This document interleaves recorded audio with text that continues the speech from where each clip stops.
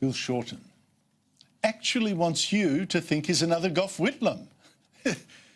First Labor leader in years and years and years has actually wanted to seem like another Gough Whitlam.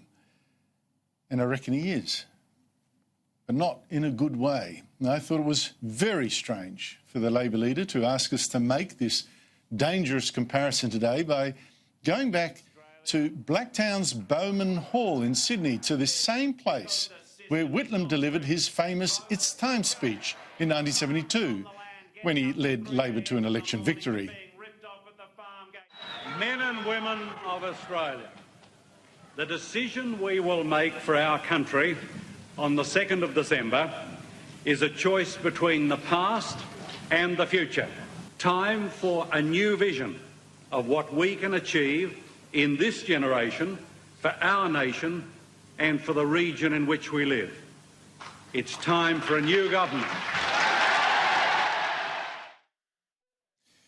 But Bill Shorten is no Gough Whitlam, not in vision, not in gravitas, not in delivery. Women and men of Australia,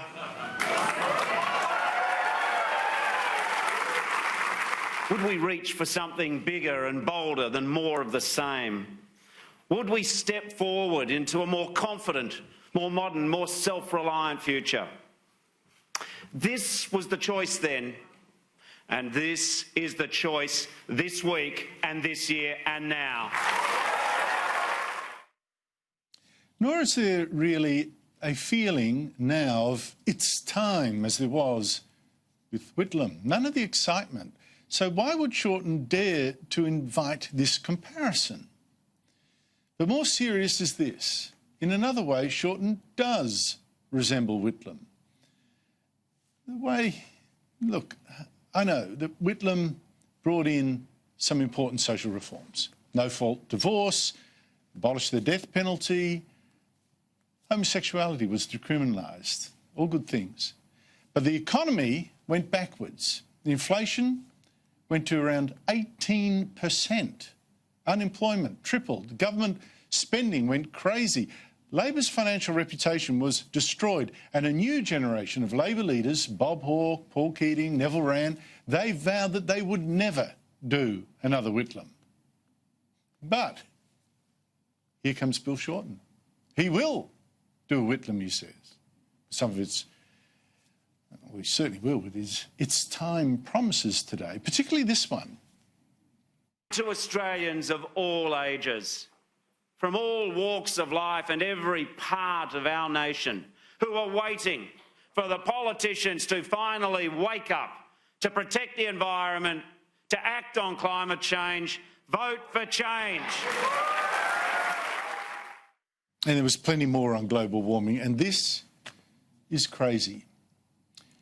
Shorten has refused to tell us the basic facts about his vast global warming plan. How much will it really cut the temperature, just for one? Well, the answer, which he refuses to give, is zero. So, how much will his useless scheme cost? Again, he refuses to say. This is extraordinary.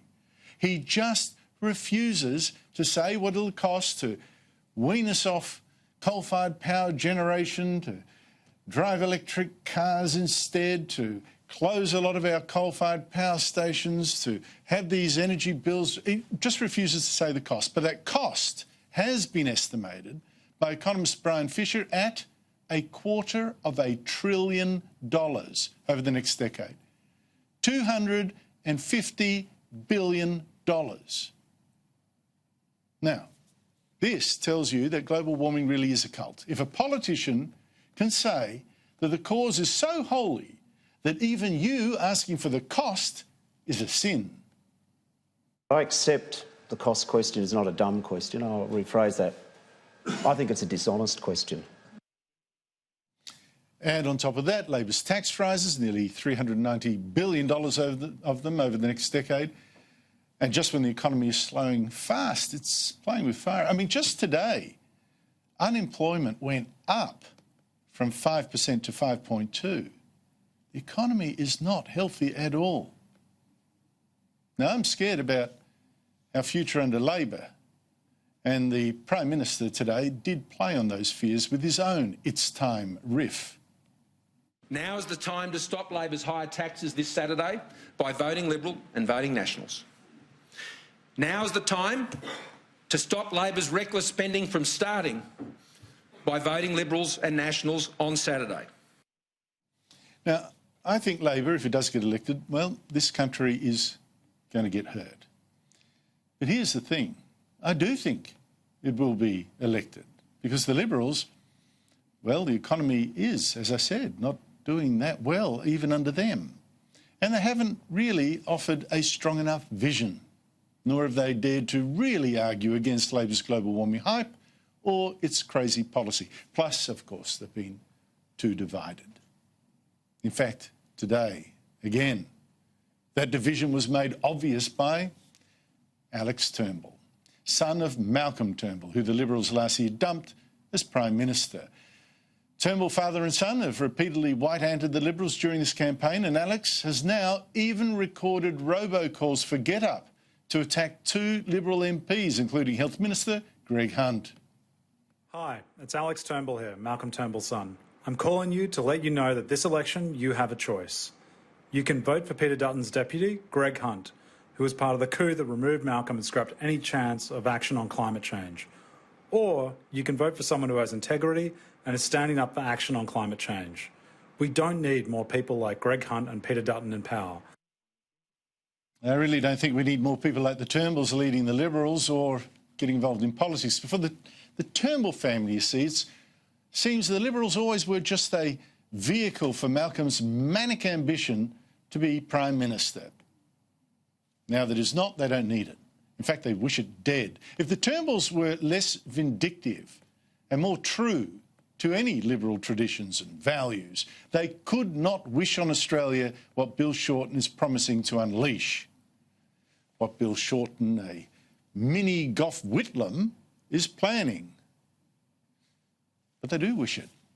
And boy, will you get it.